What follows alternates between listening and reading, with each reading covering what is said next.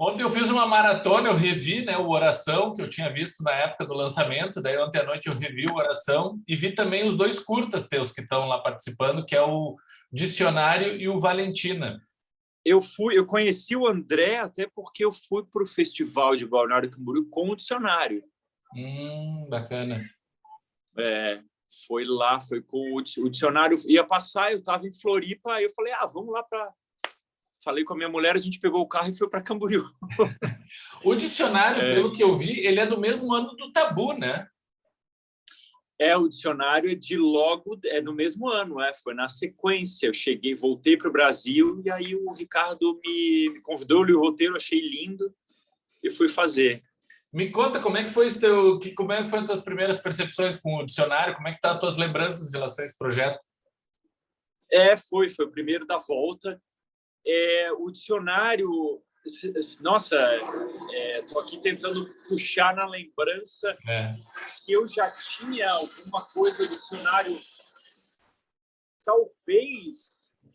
Talvez eu já estivesse conversando com o Ricardo antes do Tabu, sabia? Talvez a gente já tivesse nessa conversa. Uma coisa não está relacionada à outra, é isso que eu quero dizer. Sim. Né? Porque tem ali o fato de ser preto e branco, muitas cenas silenciosas, né? Tem ali uma relação com o Tabu, mas ao mesmo tempo não tem nada a ver. Uma coisa não é... O Ricardo nem tinha visto o Tabu ainda.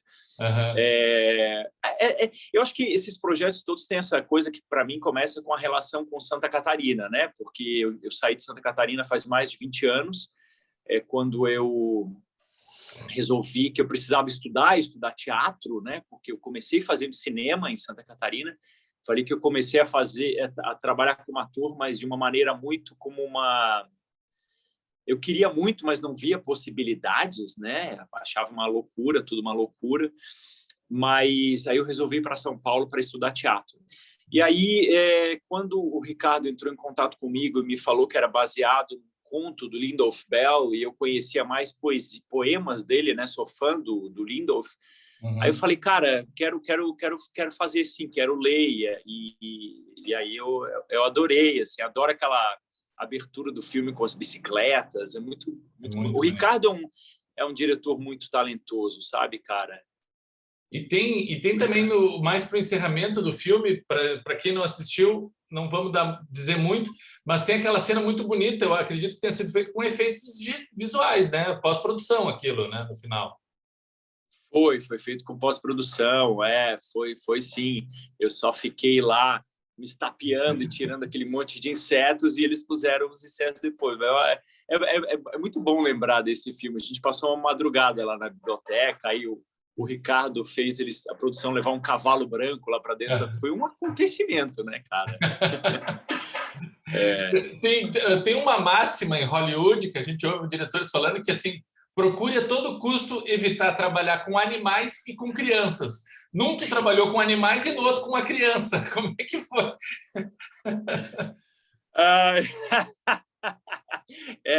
Pois...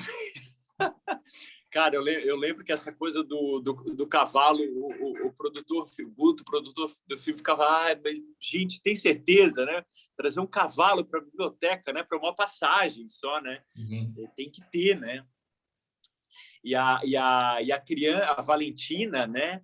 Aquilo foi muito, muito legal, porque eu fiz a preparação do elenco das meninas também, né? Para o curto. Eu fiz a preparação do elenco também. Eu dava bastante aula na época, então eu conversei com o André para a gente fazer uma oficina e dali escolher uma menina, né? E eu lembro que a gente ficou muito em dúvida entre duas, e aí no final a Ana acabou sendo a escolhida. E como é que é essa questão de escolher os atores? Porque, assim, escolher um ator, principalmente criança, é muito que tentar achar um diamante bruto, né? O que é levado em consideração? Como é que tu aposta que essa é melhor que aquela? Quais são os teus critérios de avaliação na hora de fazer uma escolha de alguém que não tem história como ator para trabalhar como intérprete num filme? Cara, o primeiro critério que eu uso para a escolha é o mesmo, é muito parecido com o que eu uso para atuar, a intuição. Primeira coisa. Então, assim como muitas vezes uma primeira impressão, quando lê um roteiro, isso também acontece quando você olha para algum ator. E é muito legal estar do outro lado, né? Porque eu vi as meninas se desenvolvendo ali na oficina, algumas meninas que não sabiam nada, nunca tinham feito teatro, de uma hora para outra conseguem fazer ali ligar umas chavezinhas, fazer umas conexões e conseguem se soltar e conseguem trazer alguma coisa muito bonita para as cenas. E eu lembro que a gente ficou em dúvida entre duas. Uma que era muito desenvolta e que tinha experiência com teatro, e a menina que foi escolhida, que não era tão desenvolta, né? Mas ela tinha uma relação muito boa com a câmera. A câmera gostava muito dela. A câmera gosta muito das duas, né? Mas ela tinha uma coisa com o olhar, ela tinha uma coisa com ela parada, olhando para alguma coisa, já dizia muito. Isso, desde o começo, isso já me chamou a atenção, né? Porque é uma coisa muito importante para um ator de cinema, para fazer cinema, né? Essa qualidade desse universo interior ser muito rico, né? Aliás, Ivo, isso é uma característica que eu percebi nesses 3 filmes, né? No Dicionário, no Valentina e no Oração do Amor Selvagem, que não são filmes discursivos, né? A gente tem visto hoje cada vez mais filmes que explanam demais, falam demais, e esses filmes são bastante econômicos nas palavras, né? Principalmente no Dicionário, o teu personagem praticamente não fala o filme todo, e é muito pela reação, pela emoção. Como é que tu avalia isso e tu te sente te dá mais prazer esse tipo de atuação? Ou tu gosta também quando recebe um roteiro cheio de diálogo e muita coisa para decorar? Como é que tu lida com isso? O Oração tem, no Oração, pelo menos o meu personagem, tem muito diálogo, sim, né? Ele, bom, é um pastor, né? Claro que tem também muitos momentos de contemplação, silêncio. Estou lembrando agora, faz tempo que eu não vejo o filme. Eu gosto, porque, por exemplo, a relação dele com a irmã, em nenhum momento tem algum discurso que fique natural, que identifique como é que aquela relação é uma relação problemática, óbvio, mas não precisa ter um discurso, né? A maneira como você se olha, como você se toca, como você já explica tudo. Eu gosto muito disso no filme. Sim. Aquela relação também foi uma relação muito bonita com a Camila, que fez a minha irmã. A gente trabalhou muito essa relação, a gente também fez, quando a gente estava ensaiando, uma espécie de preparação de elenco na pousada, né? Construindo a relação, porque a gente não se conhecia, mas às vezes acontece isso. Tem alguns atores com quem você vai trabalhar que clica uma coisa, né? Aconteceu isso comigo com a Andréia Beltrão no Web também, que foi incrível. Eu fiz o melhor amigo dela, o cabeleireiro, e a gente se conheceu no dia de gravar, não teve ensaio, né? Só que clicou uma coisa ali e aconteceu. Muito bom quando tem isso. E no Oração tem isso, é curioso você trazer, porque realmente nos 3 filmes tem esse aspecto contemplativo, né? No Valentina, eu lembro que o André trouxe como referência algumas coisas do Sukhurov, né? Do cinema russo, e aí que, por sua vez, traz Tarkovsky também, que eu adoro, né? Um dos meus cineastas favoritos, e que tem isso, né? Essa relação meditativa, essa relação do não fazer muito, né? A natureza e a nossa conexão com a natureza, né? A palavra que se usa em inglês, que eu gosto muito, é o stillness, né? Que é difícil de traduzir, mas essa... Você faz muito pouco e o que importa é o que está lá dentro, né? No universo interior, né? No dicionário é um dos aspectos que me encanta no filme, é isso sim, porque contar essa história sem falar palavra nenhuma. Agora, para responder a tua pergunta, eu adoro quando tem bastante diálogo também, sabe? Não é uma questão ou outra.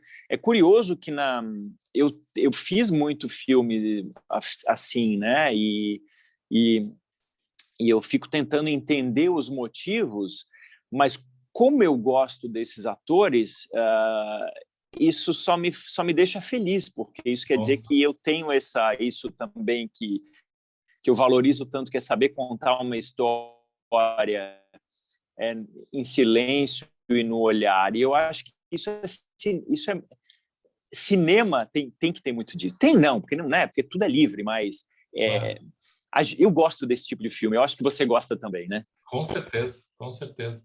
E uma outra coisa também que me chamou a atenção nesses 3 filmes foi a tua caracterização. Tu tá bem diferente de um filme para outro, né? Uma coisa, tu é aquele cara taciturno, quietão, calado, com o cabelo lambido, procurando emprego. Com a filha, com a Valentina, tu já tá mais solto, a barba por fazer, o cabelo mais desgrenhado. No Oração é outra figura completamente diferente. Como é que essa parte do figurino, da maquiagem, do cabelo, quanto isso influencia no teu trabalho? Eu já falei com outros atores que me disseram isso. Nossa, a partir do momento que eu ponho o chapéu, eu viro aquele personagem. A partir do momento que eu tiro, eu volto a ser quem eu sou. O quanto isso, esses adereços, né, esses elementos externos, te colaboram contigo no processo de criação do personagem? Olha, caracterização muito importante para mim, sabe? Eu valorizo demais e eu sou esse tipo de ator também que quando coloco uma roupa, quando coloco o sapato, sabe? O sapato é muito importante para mim. Isso no dicionário foi até uma descoberta com o Ricardo, com o diretor, porque eu tenho uma cena que, se eu não me engano, tem um plano detalhe do chinelo dele ali naquela casa, estilo alemão, onde ele mora.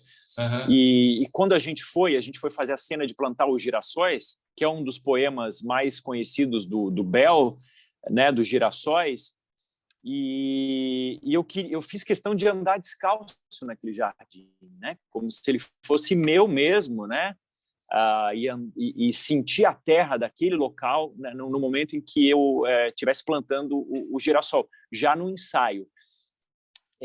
Eu gosto de ser camaleão. Legal. Isso me dá um prazer enorme na atuação. Quando o Chico propôs que o pastor tivesse cabelo loiro, isso foi uma condição até para fazer o filme, eu falei, claro, eu quero, sabe? Porque eu gosto desse aspecto camaleônico da profissão. Isso, agora que eu tenho filhos, né? Isso remete muito a essa coisa da brincadeira, né? Que eu acho muito importante também, né? Uma mistura do trabalho, da disciplina, né, da preparação, e depois, quando você vai fazer, você encarar como uma brincadeira e se soltar como uma brincadeira de criança, né? E se caracterizar é muito gostoso, né? Oração do Amor Selvagem tem uma coisa que eu gosto muito no filme, que é até uma coragem, eu vou dizer, de vocês todos, do elenco, e do Chico, de abordar um assunto que às vezes é meio tabu. E eu vi o filme em 2015 e agora eu vi ontem de novo, em 6 anos depois, e o filme me pareceu ainda mais atual, né? Com essa questão da religião, né? Do fanatismo religioso, né? O quanto tu acha que o filme tem se tornando esse discurso para o Brasil de hoje, o quanto ainda é premente, é importante debater essas questões? É um filme tão importante, né, para essa discussão toda, né? É um filme que... O Oração é um filme que ainda reverbera, como você falou, é muito atual, né? Cada vez mais atual. Isso até me faz pensar que a gente tem que divulgar e, enfim, conseguir mais espaços para oração, né? Porque, como acontece com muitos filmes do cinema brasileiro, eles ficam pouquíssimo tempo em cartaz, né? Não dá tempo de criar um boca a boca, né? E claro, depois eles acabam sendo distribuídos aí nas plataformas e as pessoas assistem bastante lá. E sim, eu também tenho essa impressão toda vez que eu relembro do Oração, não só o aspecto da tolerância religiosa, mas também do racismo, né?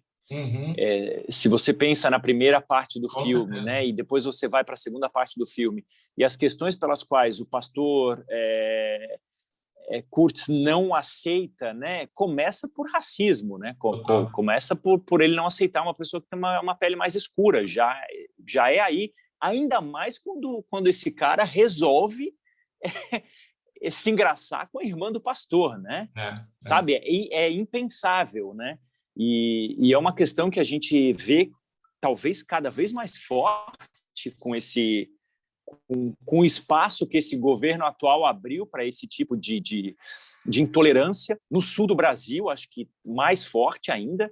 No interior de São Paulo também é muito forte.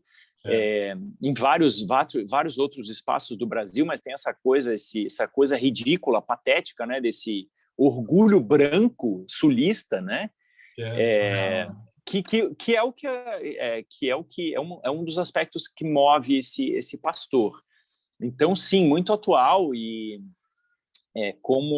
politicamente também, né, como as bancadas evangélicas, e aqui com todo respeito às religiões e aos evangélicos, né, porque tem evangélicos e tem evangélicos, né? Exato. Mas esse grupo que é mais político, que tem esses planos de dominação, né, cada vez mais fortes, cada vez mais influentes. Eu gosto muito, estou lembrando agora do filme do Gabriel Mascaro, como chama Divino aquele Amor. filme que ele cria Como? Divino Amor? Divino Amor, né? Que é aquele o futuro distópico, sabe? É muito bom. Né?